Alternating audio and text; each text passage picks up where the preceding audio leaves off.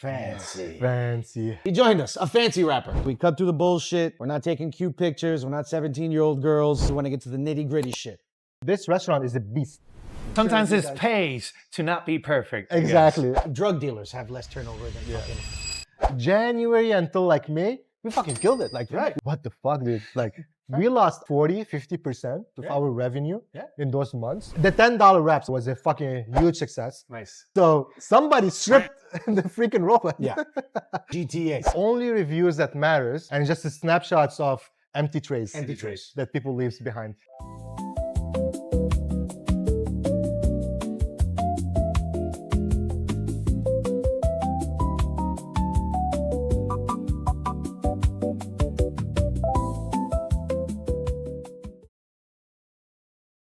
Fancy. Oh, he joined us. Fancy rapper. He joined us, a fancy rapper. Fancy rapper. So, this is another episode of what we like to call The Phone Eats Last, where we cut through the bullshit. We're not taking cute pictures. We're not 17-year-old girls. We're here to talk to restaurant owners, bar owners, hospitality heads, people in the struggle, on the front lines, because we want to get to the nitty-gritty shit. So go ahead. There you go. Welcome to Fancy Bit. I'm Adrian. I'm Ed. And today we're joined by Eli, owner and operator of The Wrapper Miami. And today we would like to discuss how adding technology to your restaurant and the pros and cons to those. We'd like to talk about Google reviews, self-ordering kiosk, and also the ordering bots. Let's get into it. But Yes, before, sir. Eli, thank you so much for joining us. Always. Thank you. Thank For you. a second time, Eli came with us and spoke about what is authentic cuisine. You can look it up in the description below or in our YouTube channel as well. But before we start, Eli, do you mind telling our audience a little bit something about you? Tell us, who needs to catch up? So my name is Eli. I'm the owner and operator of The Wrapper Miami. We've been in business for 4 years. The restaurant's been here for 3 years. We started as a pop-up in a food market in Wynwood. We tested out our products, not products. Ooh. This is from the McDonald's, not product. We tested you out go. our wraps. Yes. Tested out our wraps, the ingredients, pricing, bread size, and whatnot. We did that for a year. We did some market research, and when we were ready, we opened up our first location here in Miami Beach on the north side in October 2023. Wow. So we've been here for 3.5 years. 3.5 years? Yes, How many wraps sold since 2000? I would say conservatively over 15,000, 20,000. Is that Yes, solid sir. amount? Is that the amount that you were hoping to be by then? More, less? Well, I think in terms of amount, it exceeded our expectation. But in terms of hard work and back pain, Never will. Nothing will ever. So something I like to do Go for it. is I like to read to you how Google has described your restaurant. Sure. And I want you to tell me whether it's accurate, how you would paraphrase, or if it's complete bullshit. Okay, perfect. So the Wrapper Miami, according to Google, is a popular Lebanese street food restaurant in Miami Beach, known for its large, flavorful wraps, including chicken, kafta, and steak, made with fresh ingredients and traditional recipes. That's 99% accurate. That's pretty accurate. What would sir. you change, if anything? I would say, What would you add? I would say, me personally, our Lebanese burger and the suju wrap are a bit more authentic than the steak wrap. Right. That's Okay. that's the only thing that I would change that caught my attention. Okay. But we have big wraps, biggest probably in Miami, very authentic because we got all the recipes and all the ideas from places that we used to go back home when we were kids growing up. And what else? Flavorful, large, yeah. Those were the Yeah. two authentic Exactly, particular dishes. exactly. So you would say the Google explanation of your business is pretty accurate. Pretty accurate. 99%, yes, sir. That's not bad. Yeah. That's actually very high. How would you Shouldn't. describe the Wrapper Miami? I would say convenient, delicious food. This is Convenient the- because this is when you get a wrapper, you can hold it in one hand. Yeah. And that's very rare. Not that you can just hold it in one hand, but you can eat it and not absolutely demolish everything you're wearing. You don't get dirty. One hand, you can drive, you can eat. Very, very convenient. Very delicious. I love how fast The wraps, casual at least. Yeah. this place Yeah. truly is. It's Yeah, a yeah. place that sometimes I'm on my way home with my lady and we haven't eaten in a while and that getting home and cooking is going to be it's going to take time. So you want to do a little quick wrapper before we go home and We just come in here, get a quick wrapper, split it in half, and Yeah. depending on the mood, we just have one or the other.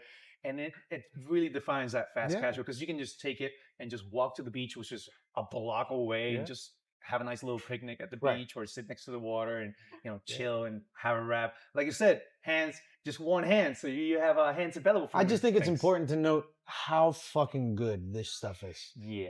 It really is. And I'm not saying that because I'm sitting here with you. Yeah. You know, I Really, for the many really times good. that I've been here, something that is really hard to see is a picture of the after of the food. Because you see the picture of the We did- wraps, you're like, it's so good, but when you start eating them, you're like, and then it's like an empty. We actually Empty did a tray. video. Yeah. We posted a video on Instagram. Says the only reviews that matters, and just the snapshots of empty trays Empty trays. that people leaves behind. And glad that you asked that, because speaking of reviews, I would Yes, like sir. to talk about Google reviews. Your restaurant currently has 4.9 on Google with about 1,500 reviews, Yes, sir. 4.7 on Uber Eats, and 4.7 on Yelp. Yes, sir. What is the importance of review? Do they help you grow? Do they increase businesses? Is that something that after receiving such award or receiving such praise, has it really equate to more business to you? Yes, sir. So getting those reviews is usually dependent on three things: great food, customer service, and then doing 1 and 2 consistently. Once you do, it's a very simple formula, but it's very hard to do it consistently over time. And I think that's by doing that and by us following this simple formula of having great food, having great customer service, and doing it consistently, it just helped our location be one of the best in North Beach. We are at 4.9. I would say it does help us with our Google ranking. I believe last time I checked, we ranked top 3 in 5 different tags: shawarmas, halal, fast casual, Middle Eastern, and Lebanese. We always rank top 3. One of those stuff that help us rank in those top 3 keywords is having Google reviews constantly and replying to those Google reviews and updating your Google business page on weekly basis. Or I wanted to ask you that question because something that a big frustration that I had as a customer when Ed and I went to Peru and Mexico, they don't tend to use the Google Maps as much. They tend to use WhatsApp. Yeah. But me in an iPhone, like almost everybody else in the world, you open your maps, Exactly. in your phone, and then you look for places because I'm hungry and I want to look for something quick, and then you show it to the place. The place doesn't exist. Their phone number doesn't work. Yeah. Their email or their website is not properly working. And then you get to the place, and after you invest so much energy and excitement into it, and like, oh, place is not here anymore. Yeah. But you mentioned that the key is every week you check your Google information analytics, or is there like a time during the month where you sit down and say, let me just double check on that? Make sure I would do. That's a very good question. I would recommend doing minor updates 2 to 3 times a week and doing major updates once every 2 weeks or 3 weeks. What would be like a minor update and a bigger update? Very, very good example is to make sure that you go into your hours, for example. That's one of the minor updates. And just change your hours and change them back and save it. That way, you're telling Google that you're updating something on your Google page, that you're active. Got it. That's very important. That's one of the few tricks that you can do. Another thing is Google Updates. They have like posting. Yeah. Like you can post updates. I do that once a week. Mother's Days, for example, Formula One. If you're introducing new items, if you're, whatever occasion or holiday you have, you just make sure you put like some poster together, small blog, and you post it on Google. It helps with the ranking and the SEO. So you have a question? Go ahead. Go ahead. Because I wanted to ask, do you have a strategy for acquiring reviews? Like, is it something that you have somewhere so that people can do a review? Yeah. Do you ask your employees to ask guests for the reviews? Yeah. Is it something that organically happens and guests just leave them? Sure. So we try our best. And I'm not going to say 100%, but we don't ask customers for reviews. Yeah. Thank you. We Thank you so much. direct them. That's quick. We direct them in a certain way. Guide them. Guide them, exactly. Mhm. So we have the QR codes on the napkin holders on every table, and we have one on the way out. Yeah. So we have a policy in the restaurant. Every customer that comes in, we say hello, welcome, and every customer So at the beginning, you say hello, welcome. In the middle, you ask how is everything going, if you need any help. And because it's fast casual, because they order and then they pick up their food, there's no really interaction.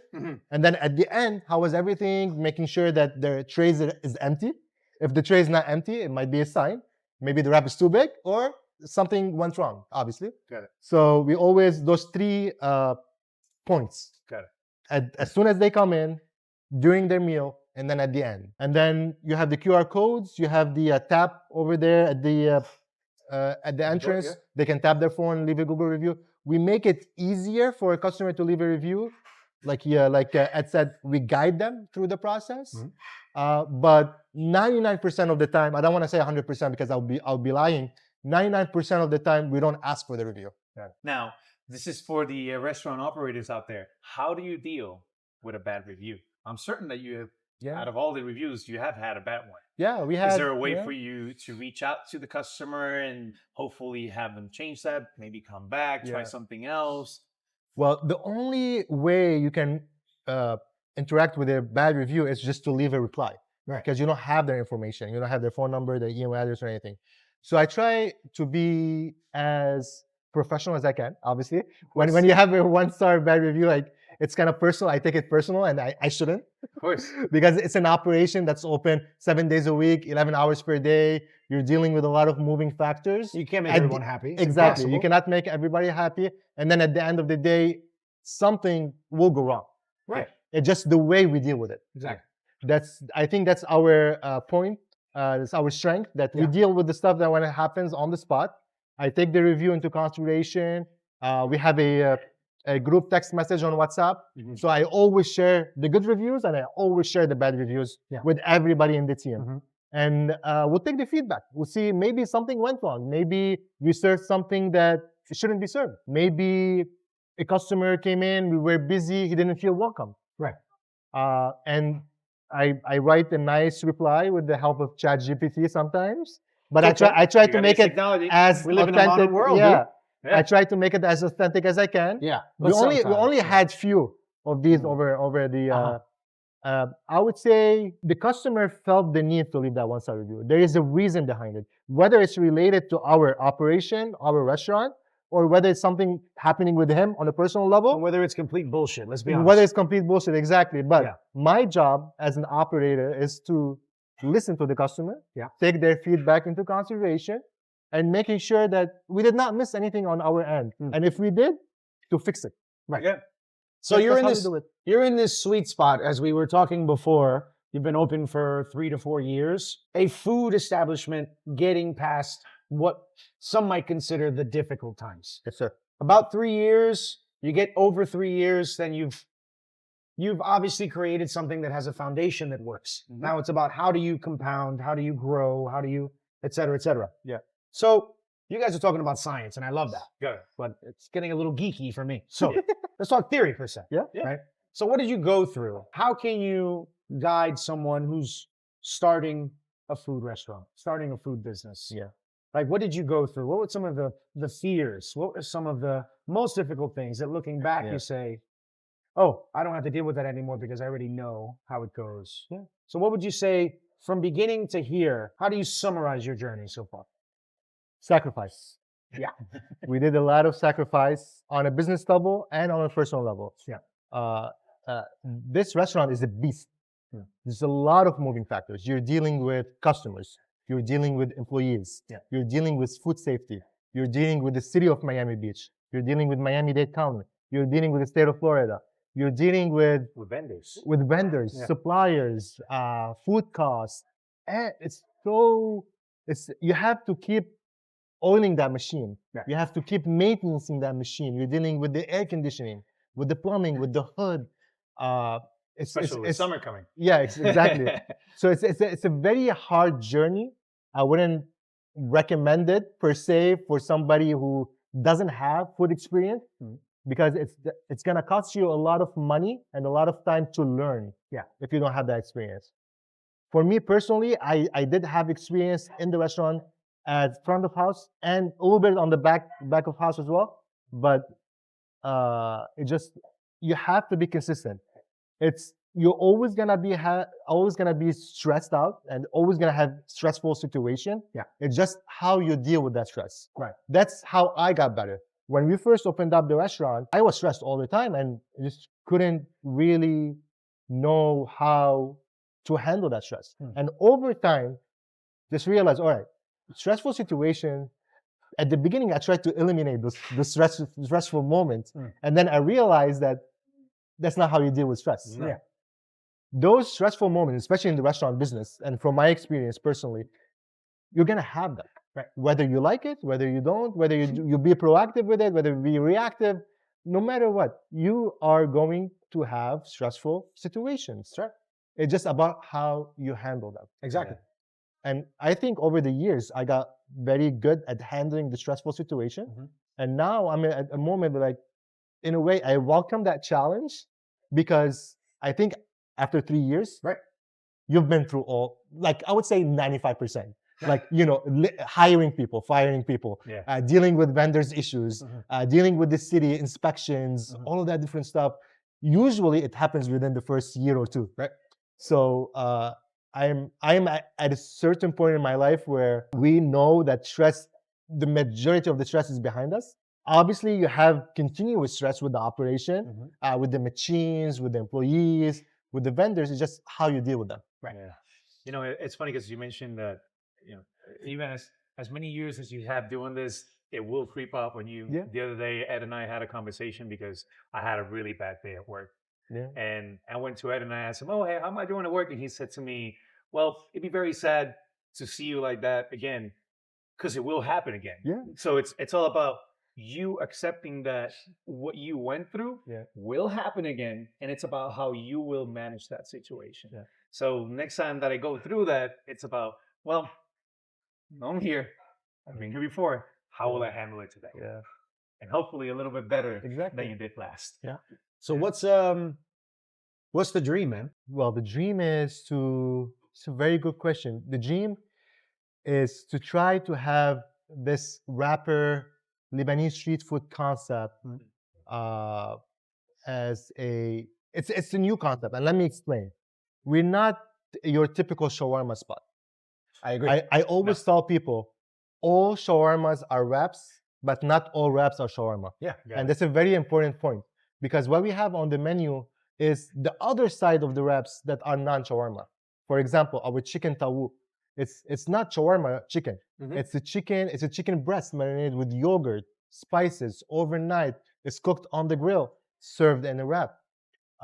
Same thing with the kafta and the suju. Those are non-shawarma wraps, but they're very authentic, very Lebanese in particular, Lebanese street food.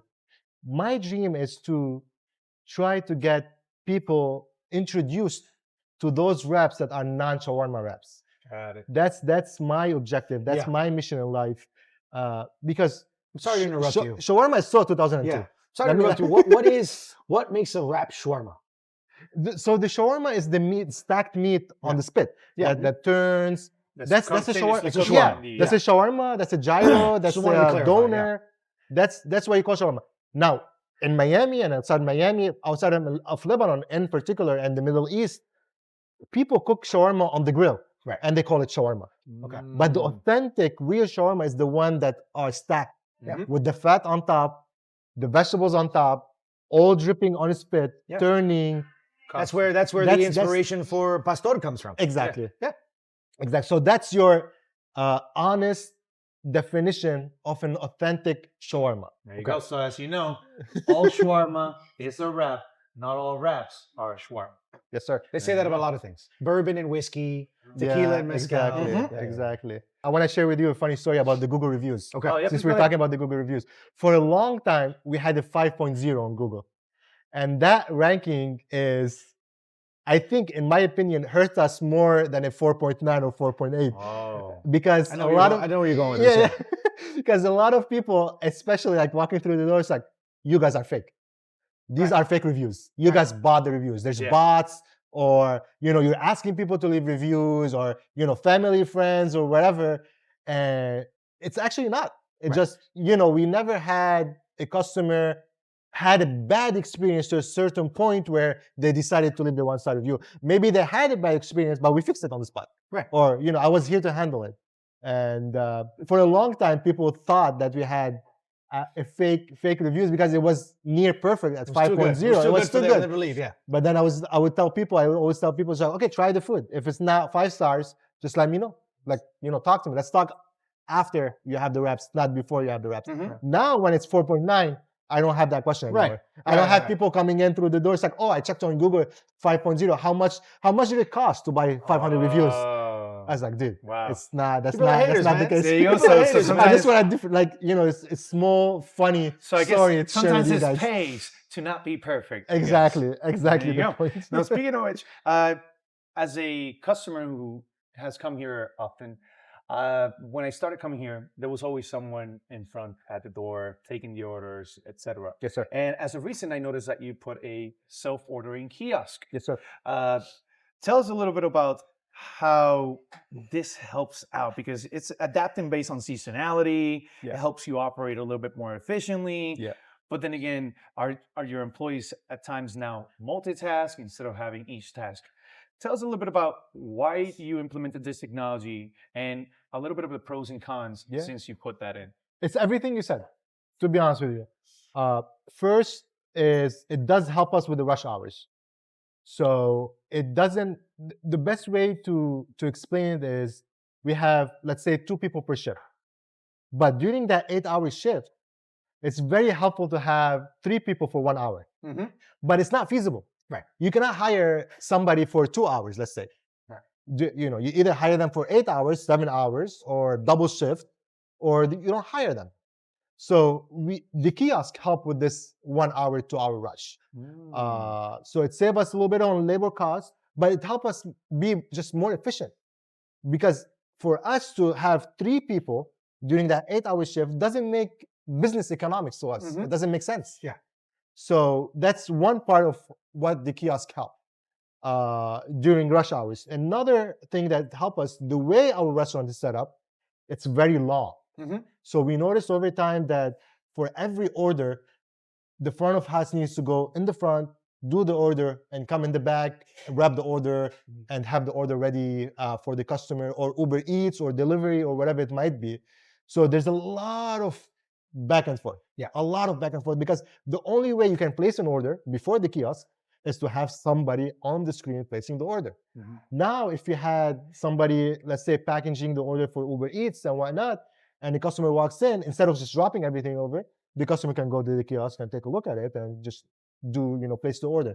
So that's another thing that helped us. Yeah. Another thing, or third Yeah, of point, course, man. is the kiosk have pictures. It's interactive. Yeah. People can take a look at the pictures, take a look at the what the wrap looks like, the different sizes, Right. the bowls, the platters. Pictures are very helpful. It's important. Yeah, we don't have that on the menu, but People you are have them very on the visual. kiosk. So those are the pros. Obviously, there's cons. I love human interaction, and that's one of the reasons. As I said earlier, every customer that walks into the store, hello, welcome. Oh, one point about the kiosk. Every person who's using the kiosk, one of the employees should ask him or should tell him, hey, if you need any help, please let us know. Right. So that's very important too. It's not like the customer just walks in and just not dealing with anybody. So first we say hi, hello, welcome, and then the second step, if they decide to go with the kiosk, hey, if you need anything, just let us know, and then they can call us or wave us down or whatever it might be. So about efficiency. Exactly, productivity. exactly. Hey, listen, it's summer ain't easy, and if Exactly. you work in Miami during the summer, be ready for those, for your boss to say, "Hey, you're cut." Be ready for your coworkers to try to pick up your shifts. Yeah. Because summers, they ain't easy here. It's very tough in Miami. It's very tough, and it's not necessarily because it's bad. It's just that it's nice in other places. It's nice in New York at this time. It's nice in Chicago. So people tend to go to those places. Now, a lot of locals like to come back to Miami. Personally, I love being in Miami in the summer. It's the time that Miami is for us. You get to go anywhere without having to make a reservation, and you can enjoy a wonderful dinner. I enjoy some. However, for working, it can be complicated. That's why, as a business owner, it's important to look at all these variables and see which one applies to you as well. What makes you angry about this industry? Thin margins. That sounds like a universal issue. Yeah, employee turnover. Oh, 100%. Uh, I think the restaurant industry has an employee turnover of, I think, close to or a little bit over 50%, yeah, which is unheard of in any Yeah. industry. Yeah. Oh, no. Drug dealers have less turnover than Yeah. so you hate the turnover. I You hate the turnover. margins. Yeah, I hate the margins. Yeah. The way we deal with the margins, Okay. like we spoke about the kiosks, for example. Yeah.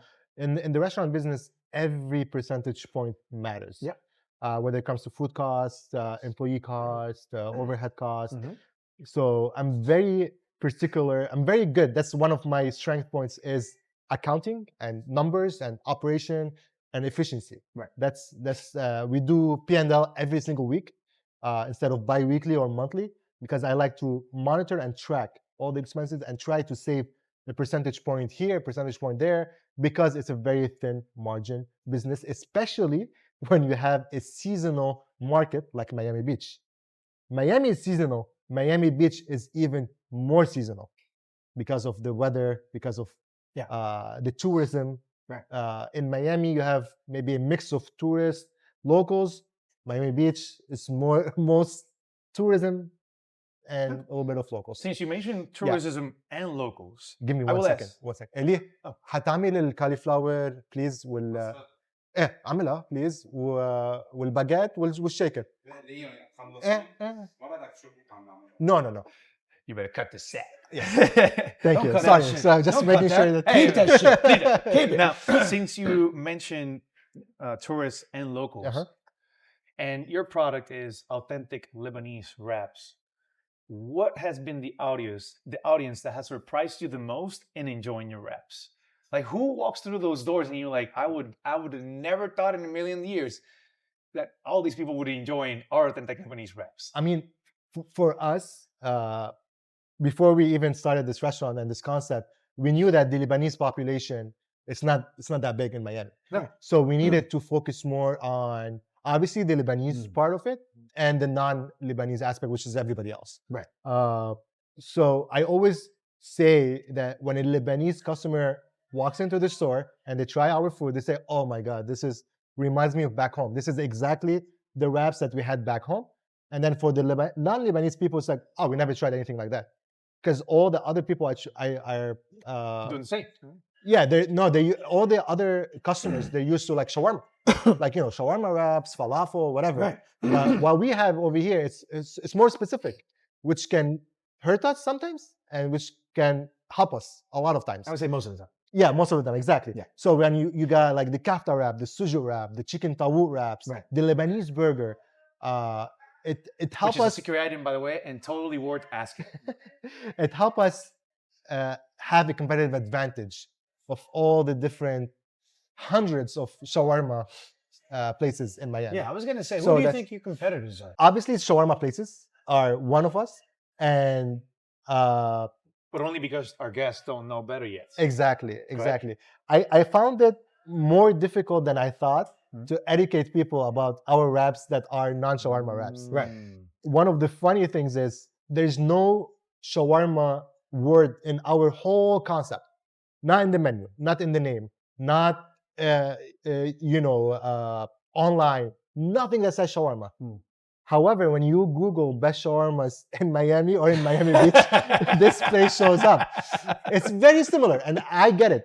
Now after 3 years, I understand why people confuse the wraps and the shawarmas. But fuck it, as long as they come here to get As long as they come and eat and you give it a try. that's it, man. You know, we're like good. whenever we have a 5-star reviews and it says, "Oh, the best shawarmas in Miami Beach," I was like, "Ugh." But you know, it's But five, it is it's what it 5 is. stars. It's 5 stars, so I'll take it. I'll take it. I was gonna say there's probably some particular issues being right on the beach. Like Yes, of course. people don't know exactly where we are. We are on Collins and 71st Street, basically. We are Literally. right next to the water. Yep. And if Pretty anybody much- knows, Yeah.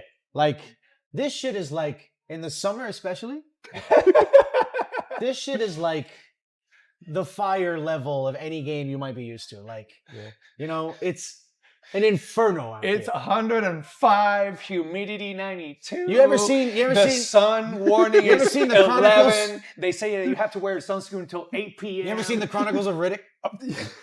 That the prison planet where one part of it was hot, the other part of it was cold. That's Miami what this Beach. shit is. That's what Miami this Beach shit is for like you. in the summer. Yeah. I mean, Yeah.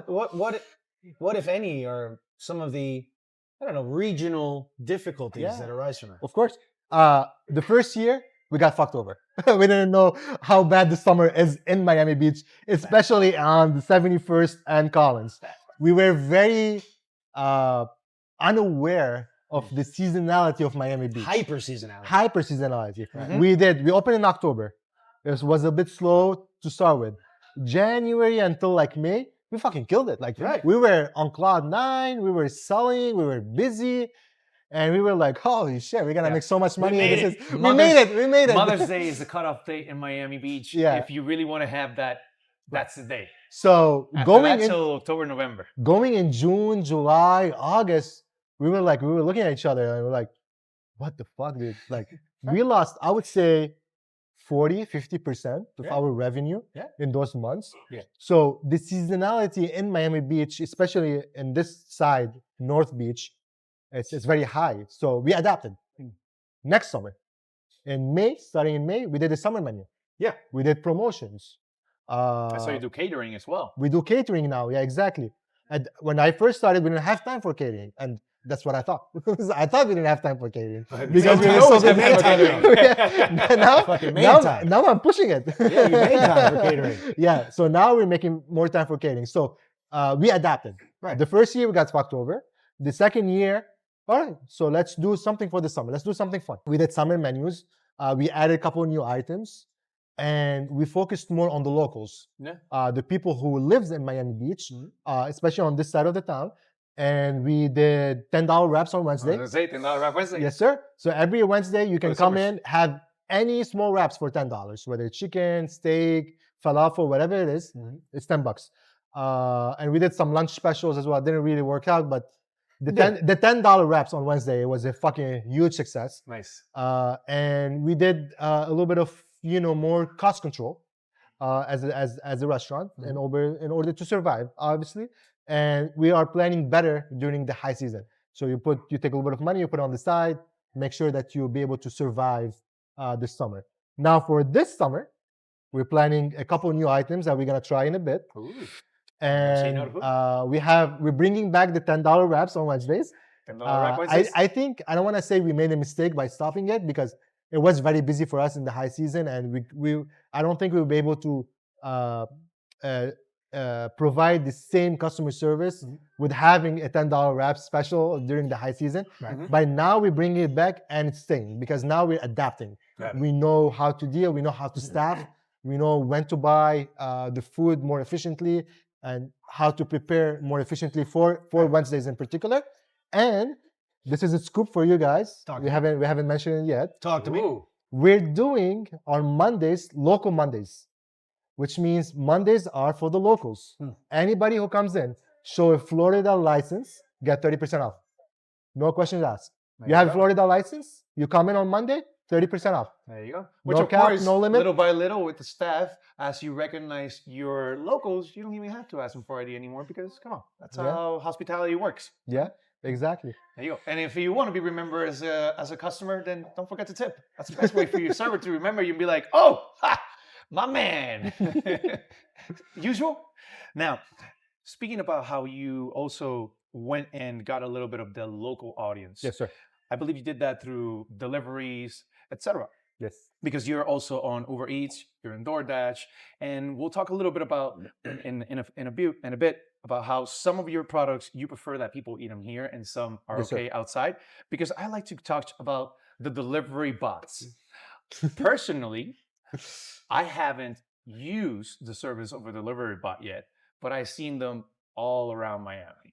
And it's still an emerging technology. It's not perfect. Yeah. You see them sometimes stuck somewhere. Yes. You see them sometimes stop because people are passing around them. Yeah. So many things that we don't get. But the whole point that we want to get to is, has this been an opportunity for your business. Yeah. Side Right. note, Side note. how do you feel when you see a stuck delivery robot? What does it elicit in you? You know, I'll tell you- I'll it's tell you it's what it mixed is. emotions. It's some mixed emotions, honestly. I'll tell you what it is. Go for it. Wall-E Yeah, from Pixar. yeah. Wall-E Yeah. has made the life of those robots so much easier. Right? So much easier. Because when I see one of those robots stuck, Yeah. immediately I go, oh, Wow, Lee. ay, Dios mío, I want to help it. Do you help getting it unstuck? Nah, fuck those robots. I take pictures of them. Be like, look at them all stuck, or look at them all parked there. Because it's interesting that They got parked on 73rd. They'll Yeah, park yeah. in the same street, and you Yeah. just see them there. And you're like, But they're cute though. They know what Yeah. they're doing. They give them little Yeah. names. Yeah, So, exactly. so I have eyeballs. so curious as I am, I have a couple of questions for them. How do you prepare orders for delivery bots versus people? Do you even know when No. if the app tells you a person will be picking it up or a delivery Yeah. bot will be picking it up? Yeah. And if so, how do you or your staff prepare that differently? Does ice melt? Does the food stay warm? Yeah. I mean, I've never even seen inside one Yeah, of these yeah. things. How do is So they're mostly with Uber Eats now. yes. So all of these robots, we didn't sign up for it. It's something that Uber Eats offer. The customer, on the other hand, can choose whether to have a robot or a human. It's a bit cheaper to have a robot delivery, but you'd have to meet that robot at the bottom of your apartment buildings or whatever, and do a little bit more work yourself than that you have with a human driver. When they first started, a lot of issues. There was a lot of issues with the robot. Deliveries not being made on time, robots getting stuck. There's one time when I went outside with the order and I was filming it. I opened up the robot and there was nothing inside. Like the actual bed of the robot was stripped. I could see the sidewalk. So I had to call Uber Eats. Like I cannot put this. I cannot. Grand Theft You Auto. would have to sign another robot, Another right? robot. But they did send a human driver. GTA. So somebody stripped the freaking robot. Yeah. Which was funny for me because I opened it, it's like, oh, I saw the sidewalk. Somebody was making like a racer robot. Somebody, Exactly. somebody was So stripping. that's like one of the issues that you face with the robots. It did get better over time. I don't see that many issues with the Do you robots. have Like customers that have told you personally that they enjoy using the robots? Have you had a bad Maybe. review because someone used the robot and the food arrived cold or something like that, or perhaps with people? Do you usually have those? They're insulated, the robots. yeah, there are They're insulated. That's what I was saying. Somebody took the insulation Yeah. and the bed. You remember the And pizza, the bottom, the and pizza yeah. So then when you deliveries? put stuff, do you put ice on drinks when you put it on the bots, or when you give it to people as well? So usually with those robots, they're very limited geographically. So I think anybody that lives on Collins and lives on the other, what's the other parallel street for Mhm. Collins?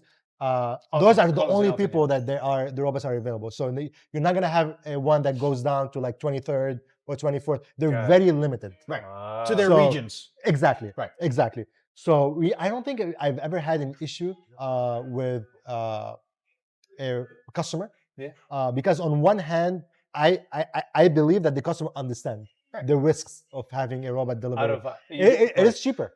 I would it's say cheaper. percentage wise. Yeah. When people do orders on Uber Eats, or how, percentage wise, is it more times that a person comes in or a bot comes in? A human right And now. It's a person. Do you see that changing anytime soon? It's been. I think we've been having it for 6 months now. Yeah. And I think it's still human dominated. Right. It's I think technology is awesome and Right. whatnot, but at the same time it can be very stupid Extremely. when facing a new obstacle. Extremely. But over time, when you're facing those obstacles Right. and you're learning by trial and error, I think you would have a I mean, it's only a matter of time. a good Well, a good product on your As hands. a Only a matter of business time. operator, would you say that this is the way of the future or a trend that's just going to pass? I don't think it's a trend I don't think that's it's a gonna trend either, pass, but I do think there's a lot of room for progress and a lot of room for improvement. Yeah. I don't think the product the way it is right now Mhm. is sustainable, Right. because it does make a lot of mistakes. It's very limited per se. But if the customer is happy saving a few dollars, I would say on average it's like 30% or Yeah. 40% cheaper than a human driver. And if the companies can make money doing that and relieve a little bit of the stress that they have on the restaurant. For example, Uber Eats and DoorDash, they charge 30, 35% on your order. If we can eliminate some of that percentage point and automate the process of delivery, I'll be for it. Yeah. So that's why. But I guess because I personally haven't used it yet, but I do plan on doing so. Putting my money where my mouth is.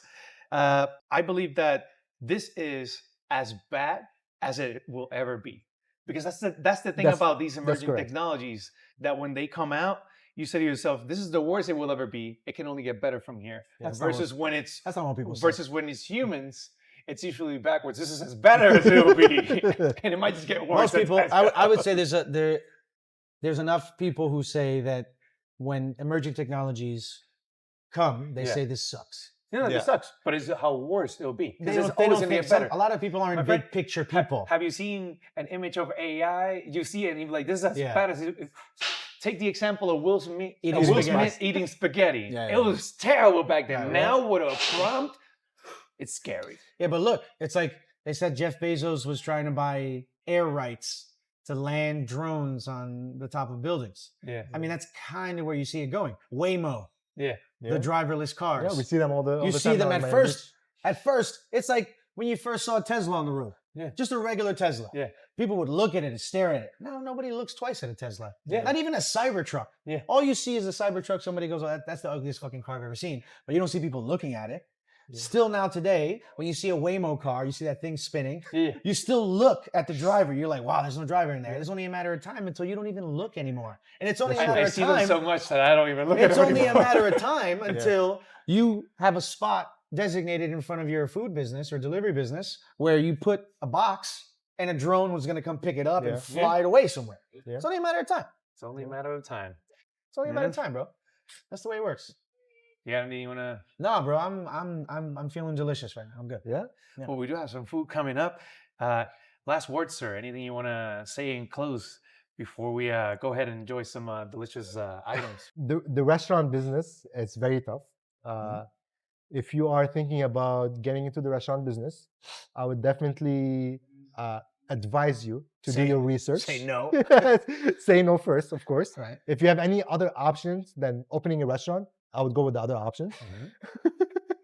But it's very fulfilling as well, because you are interacting with, for example, at The Wrapper, interact with more than like 50 to 100 customers per day. So there's this human interaction that I love, and I like to talk to the people, especially here in Miami Beach, people coming from outside of Miami, from different states, different countries.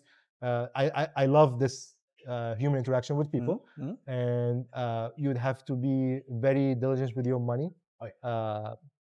It's a very thin margin business. It's very hard, back-breaking, but it's very fulfilling at the same time. That's it's funny. Somebody would hear that and be like, "That didn't sound fulfilling at all." But this is the restaurant industry. So. He's eliminating his competitors. Well, we talk about Google reviews, self-ordering kiosks, and delivery bots. And I do hope that as a business owner or as a possible emerging business owner, that you're considering adding some of these technologies to your business. Or if you want to stick to traditional hospitality, that is also up to you.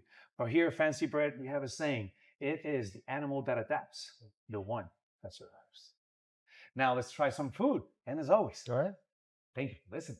Take care, everybody. Let's start some food. All Bring right. that, baby, because phone eats last. Don't forget to like, share, subscribe.